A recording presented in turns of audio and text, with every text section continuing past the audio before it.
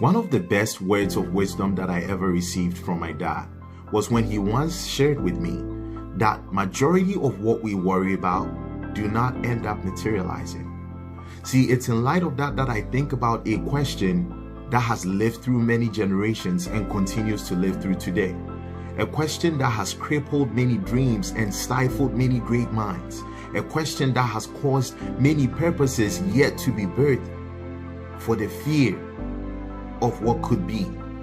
And that question is, what are people going to think? What are people going to think? See, this is a question that has caused many of us to remain at a standstill because of the fear of perhaps failure, or the fear of perhaps being rejected, or the fear of perhaps not being accepted and validated by the world that is around us. What are people going to think? See, I have noticed that this thought stems out of giving so much credit to our past that we underestimate the power and potential of our future. And the beautiful thing about our future is that it actually does not belong in our hands. We can only plan for it, but God decides the future.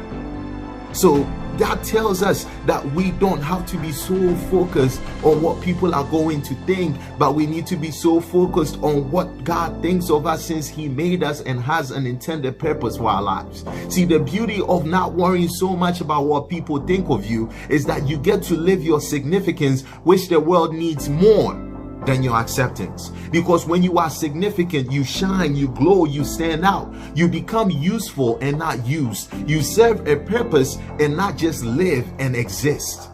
See, this is the time that you and I in this uncertainty can continue to go to God and ask Him what His thoughts are concerning us in this season, and not be so focused on pivoting into plans that He did not call us into, but rather stay put and trust Him in His leading every day and every hour.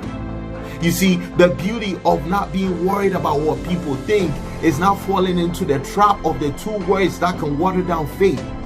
What if?